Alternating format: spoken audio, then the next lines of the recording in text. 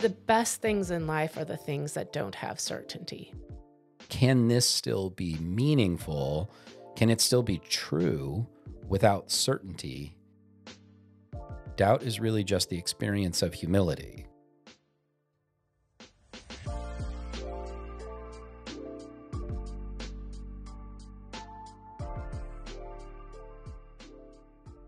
Well, welcome, Collective Table. This is Jason Coker, and I am joined in our podcast studio by my co-pastor, Jenell Coker. Welcome. Hello. How are you? I'm good. How are you? I'm good too.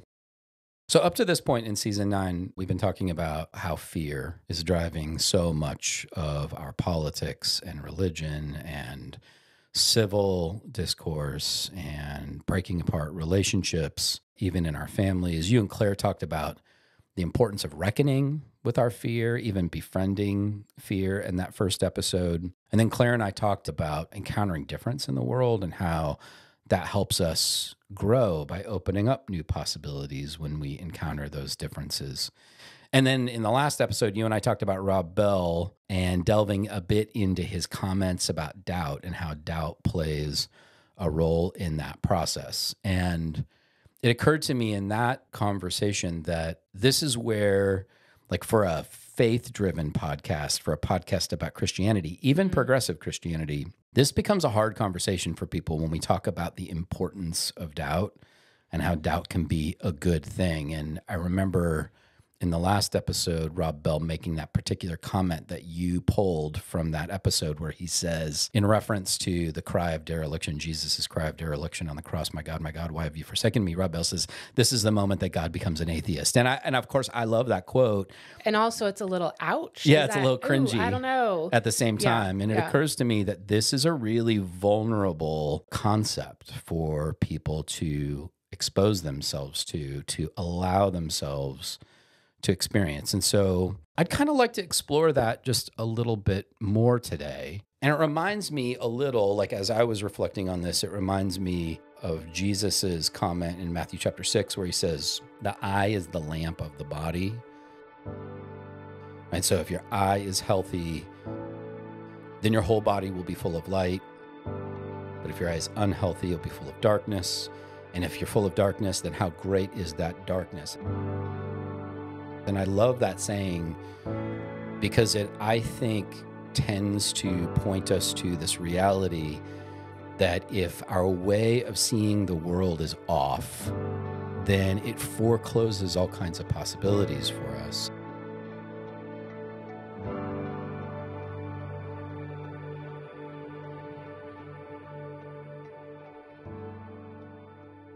This is sort of a contested thing that Jesus said, but what we know from the context from the ancient Near East is that for the Hebrew tradition, there was this saying that if you have a good eye, then you are a kinder, more generous person, that you see opportunities in the world for doing good, for helping people, for making the world a better place, for repairing the world. But if you have a bad eye, if you see the world as a place of darkness, then it tends to fill you with darkness. And then you tend to be a person who isn't willing to be helpful. You tend to be mean and stingy and all those things that we would say aren't a good way of being. And I think that there's a connection between these two things, this idea of allowing doubt to change us and shape us on the one hand, and on the other hand, how we see the world. Mm-hmm. And then how that's sort of exemplified by having an artistic eye. So I pulled my quote for this episode is from an episode we actually did on the Collective Table this year, back in January 2024. This is the episode where Dana and Chelsea featured the author Cole Arthur Riley, whose latest book is Black Liturgies. And in this clip, they actually are talking to Cole Arthur Riley about her experience of writing this book, Black Liturgies. And in this particular piece, she's talking about experiencing doubt while she's writing Black Liturgies. And I loved this part because she's just incredibly open and vulnerable about the reality of the doubt she's experiencing while she's writing a book about Connecting encountering with God. God. Exactly. I like the word unwind. If I'm honest, I feel like I experience this opening, this expanding. I'm in a pretty serious season of doubt, I would say, and now I have to find a way to market this thing that I wrote to a God while every morning I'm waking up with the news being what it is, with the state of the world being what it is. Of course, asking myself, is any of this real? Is there anyone on the other side of this conversation? And since writing, and as I was writing, I think I definitely experienced a kind of uncertainty. And what I'm trying to do, I think, in this season more than anything else is, instead of trying to resolve that uncertainty or resolve that doubt, is just ask myself, what does it mean to write a prayer book to a God that you don't know exists every day? That you wake up some days and you really question. And do these words have any merit if that's the case? And I think I've come to a place where I think yes, that even in the uncertainty of them, I think there's beauty in kind of the human desire to connect with the divine, to connect with God, even in the midst of like chaos and suffering and uncertainty, to just want to believe. To at least want to believe that there is a God, I think goes a long way.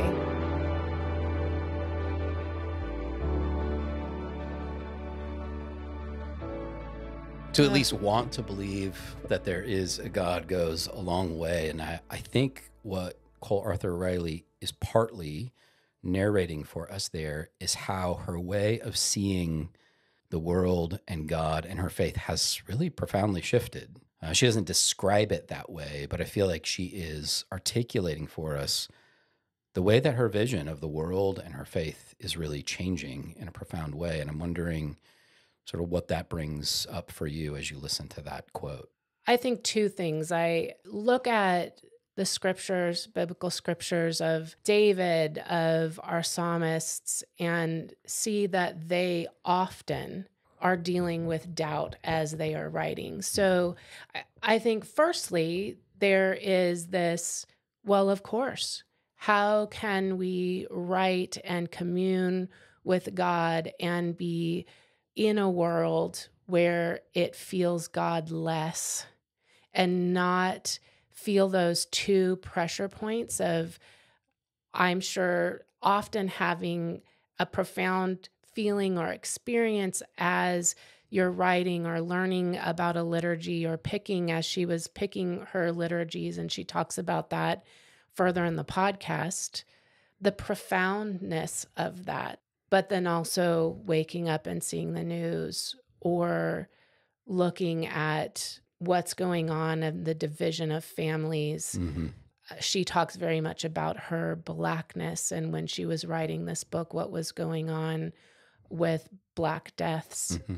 How can we not look at those two things and wonder? And I just imagine that the fact that we try to cut that off from the human experience is part of what causes us to feel worse about our faith, because we are not willing to contend with that and say that there's room for that, or that it is throughout the Bible and throughout those contexts of really looking at how people meet with God and go through doubt and say there's war all around me. That is just part of humanity. And also, like, I think she names very effectively kind of the pivot point where this transition happens when she says something to the effect of, you know, what does it mean for me to write a prayer book to a God that I'm not sure exists?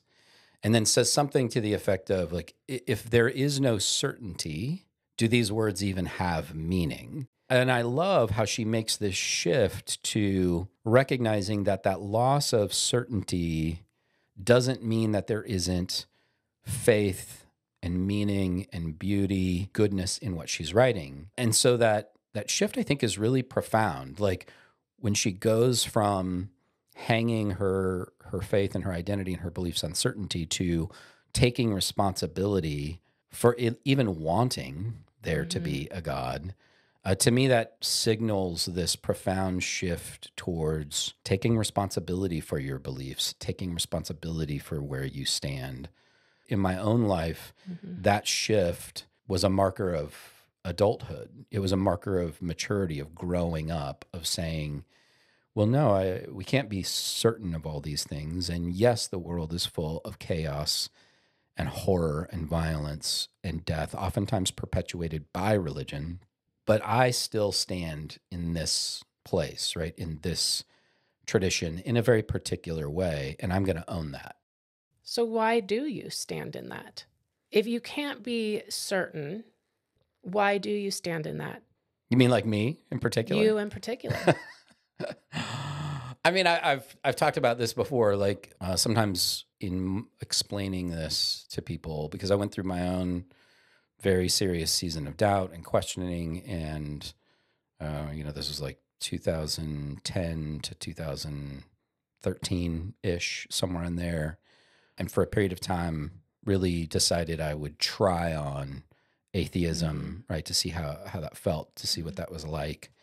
But for me, what I really discovered is that letting go of any kind of religious tradition or belief structure was actually too comforting for me, that it was too easy. I found atheism to be like a warm blanket on a very cold night, but Jesus really discomforts me. Jesus really disquiets me. Jesus really disturbs me. And I'm just the kind of person who needs that. Like I need to be disturbed. to be disturbed. I need to be disrupted. So good. I'm glad we're married because I need to be that I disturb you. Yeah. Because if I didn't have that, I think I would be genuinely less useful person in the world. I think it'd be You'd have a bad eye. Oh, I would have a very bad eye. Yes. So for me, the best things in life are the things that don't have certainty. It's the unpredictability. It's the enjoying the sun today because it's June gloom and I don't know that I'm going to have the sun tomorrow. It's being in a relationship, that person has agency to leave on any day. And the vulnerability of that, of putting myself into something that doesn't have the certainty, doesn't allow me to control or predict it, is the beauty of that. And so really for me, the best things in life are the things that bring surprise, that I can't control, that I can't know for sure.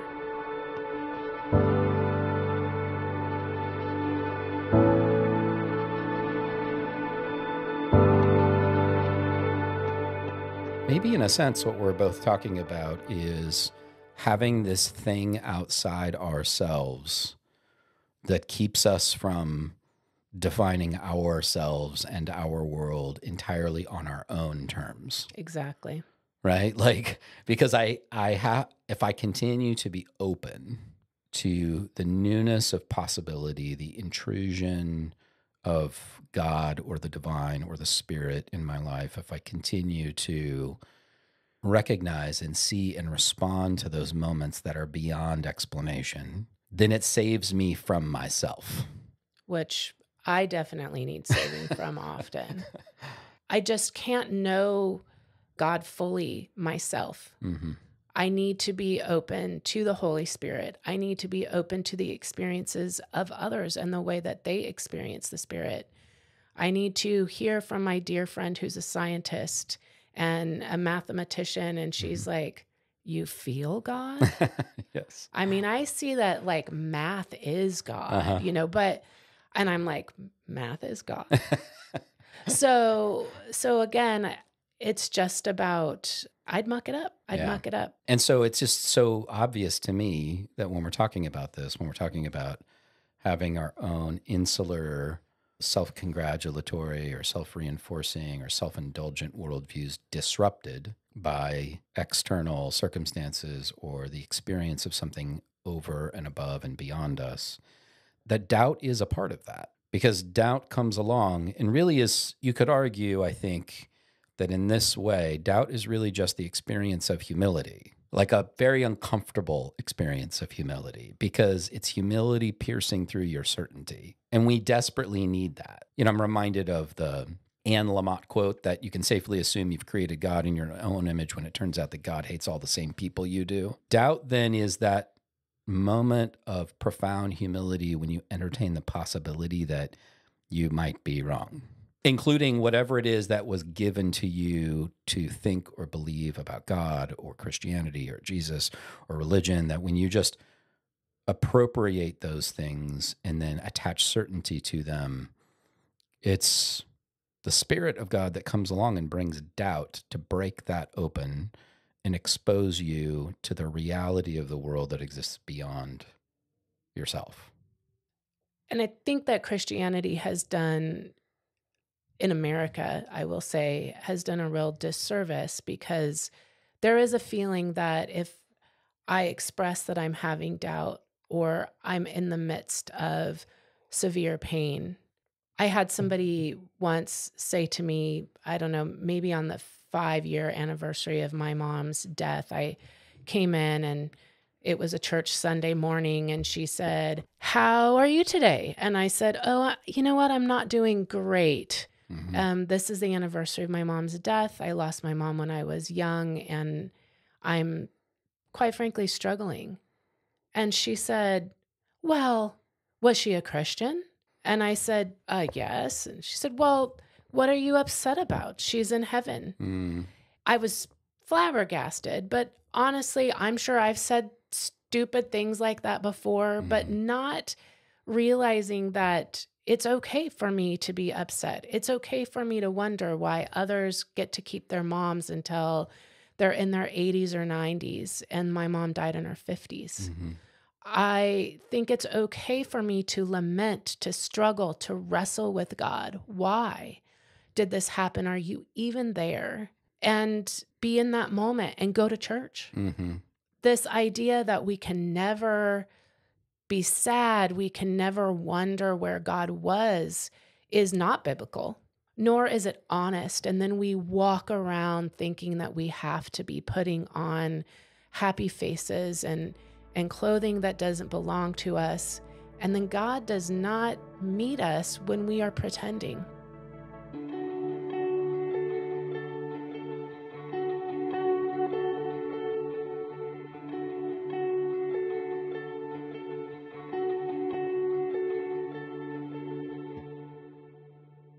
I think what sort of strikes me about that is that that person in your life represented, like, there's only one right way for you to think about this, right? The Christian way. Yeah, there's air quotes. So it was like a stifling perspective, like they were constraining your grief. Which, why would you do that? Why would you try to constrain somebody's grief? Like, grief is good and necessary and important, painful, terribly uncomfortable, but also a part of the healing process. And this person came along and said, "No, you're doing this wrong." And I think that brings me to this other question that I have for you. And that is, you were recently telling me about, like, as a spiritual director, something that you were taught to do, trained to do, and something that you often do with your directees is something that you, I think, called like a spiritual direction funnel. And so you were telling me about this, and it reminded me of this conversation we were going to have today. So I'm wondering if you can tell us, what is that? What is it that you're describing when you talk about that funnel? Well, I won't go through all of the intricacies of it, but what I will say is that when somebody comes and shares their story within a spiritual direction time and time that we're meeting, I was definitely taught to look at where their head is and then have them look as they go slowly down into the center of the funnel: head, heart, systems. So what kind of systems are they living under? What kind of family unit? Where are they from? Are they a queer person, a transgendered person that they have a system that has been oppressing them? Where does that fit with their head and their heart of what they know, what they feel? How are those systems really changing that? before we can get to this bottom part of the funnel where they can be free of that and sit within the mystery of coming through and meeting with God, we have to really look at all of the things that they're personally experiencing, they're personally feeling, and then how the systems in which they live have changed or constrained them to really meet with God and really commune with God, yoke their heart to God. They have to kind of get through all of that before they can get to a place where they're feeling the mystery. So I love when you share that, because I hear Cole Arthur Riley in this episode working through those layers that you just described, right? Like, so when she talks about learning to let go of certainty, she is, I think, reckoning with her mental models that were given to her about God, right? So that's like the top of the funnel that you're describing. We have to first deal with our head. What way of thinking about God, about our faith, about Christianity were we given that is constraining us, that's holding us back from experiencing a genuine connection with the presence of God? And then the next layer is the heart, right? Which I hear her talking about when she says, it's very helpful for me to come to the realization that I at least want there to be a God. She's reckoning with her desires, you know, what it is that she really wants, what she longs for. And then beyond that, you know, getting into systems, which she's going to talk about in this next clip that I'm going to play. And I think it relates to this idea of systems, family systems, socio-political systems that shape us. And so I want to share it because I think what she shares is incredibly helpful.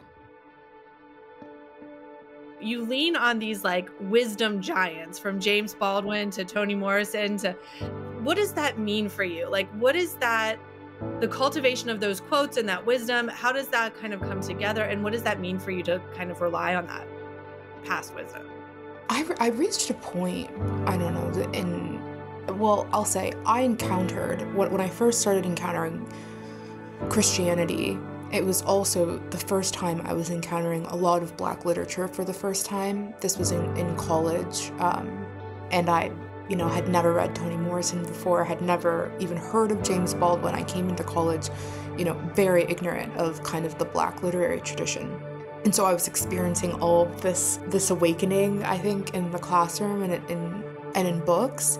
And simultaneously, it was the first time I was attending a church regularly, apart from a small stint when I was young growing up. It was the first time I'd seriously begun attending a Christian church, and the whole of the college experience was so strange and new to me that it was very difficult for me to compartmentalize things. Like, it all was just this new world, the church and the classroom. And so I feel like as I was kind of interpreting what I was learning in church, I was also experiencing a Black literary tradition that is very spiritual. I mean, the Black novel, you think about Toni Morrison, Zora Neale Hurston, even Richard Wright, I think James Baldwin, certainly all have something to say about the spiritual dimension of the human life. Of course, they're coming at it from a particular angle. They're not trying to tell you what to think or get you to profess any particular creed about what that means, but they're still addressing it. And so I think those things have always been entangled in my mind, And so when I thought about liturgy that is Black, liturgy that honors Blackness, I think there have been plenty of liturgies that honor art and poems and the words of white ancestors, of a white intellectual tradition. And I wanted to kind of reclaim some of the Black wisdom tradition and incorporate that in the liturgy. And I think it makes it come alive in a certain way and reminds people that nothing that I'm saying is really all that new, that it certainly didn't begin with me, that I'm descending from a long line of people who are concerned with the spiritual, are concerned with the space, the sacred, and haven't sacrificed their Blackness because of it. What I love about this particular quote is that she identifies her wisdom giants, these people who, for her, create this context, or maybe to use your words, a new sort of chosen structure or system that shapes her faith and her way of being in the world. in a way that is more open, that is more able to have a good eye to see the possibilities that exist in the world. And the way that she has done this is she's attached this sort of formation, this intentional spiritual formation around these literary giants, these Black literary giants who exhibit a kind of creative way of seeing the world or have an artist's eye. And I love this idea that the good eye that Jesus was talking about, having an eye that's full of light, seeing possibilities, leading us to be more generous and kind in the world, is similar to having a kind of artist's eye, because artists see creative possibilities in the world rather than limitations, right? And it leads them to experience the world, I think, when it's done well, in a more generous, in more generative way.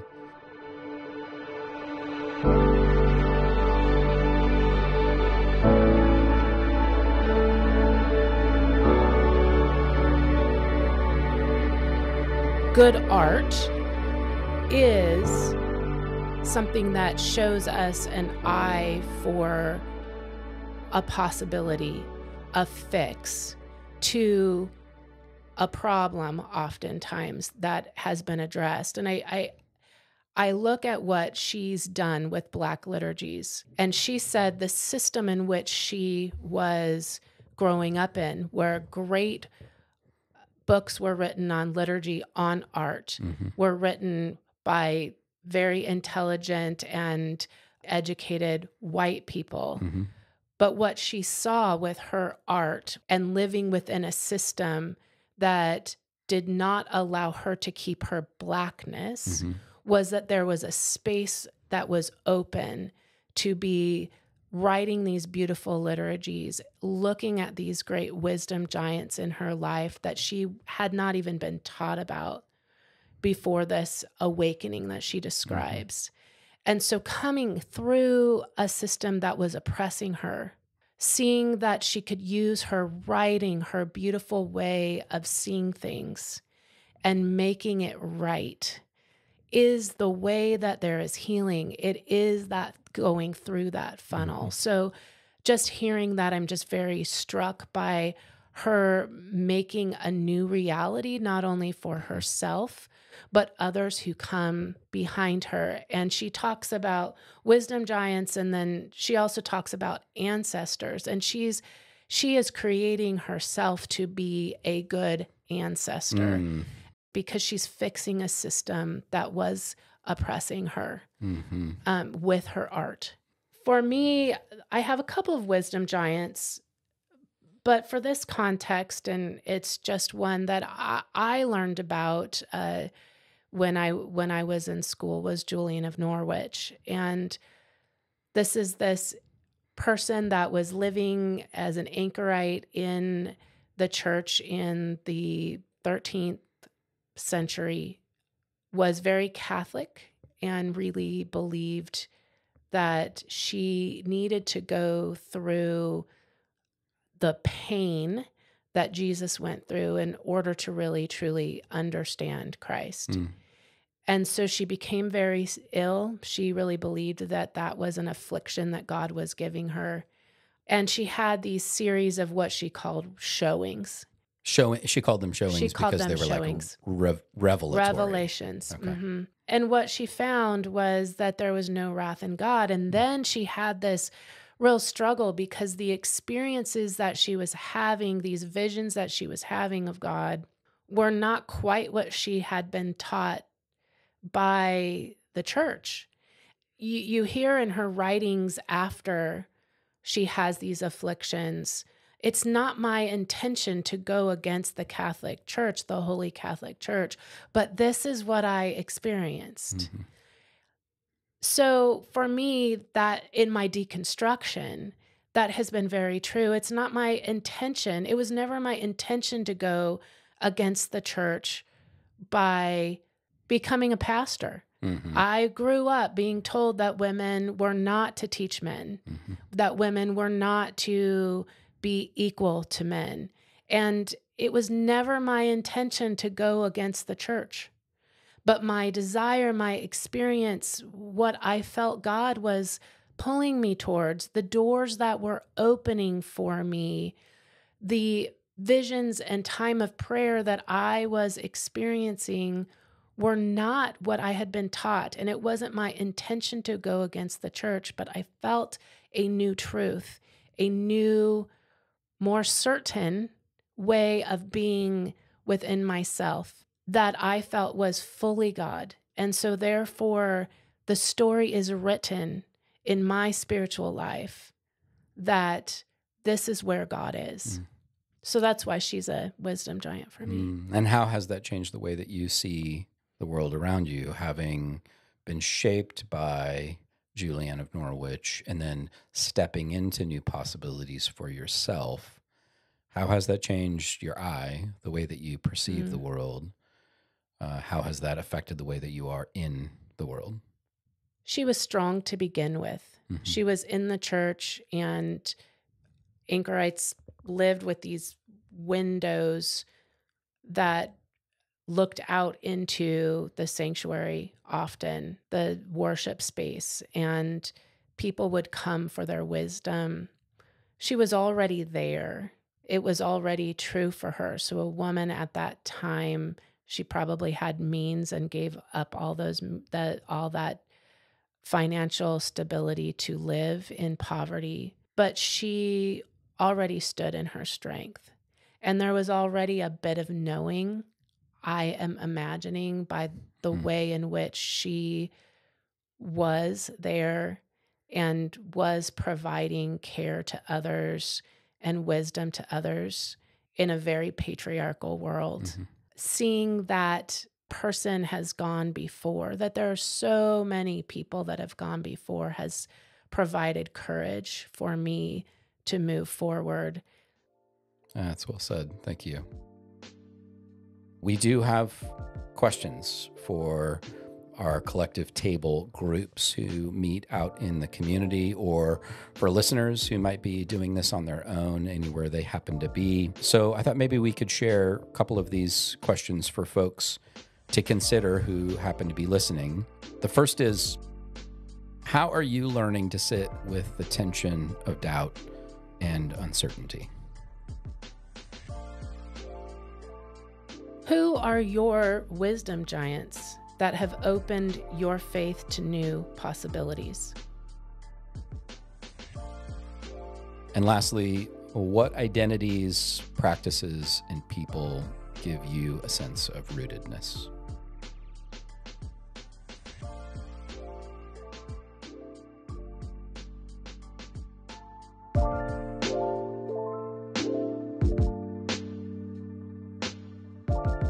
Thank you so much for listening.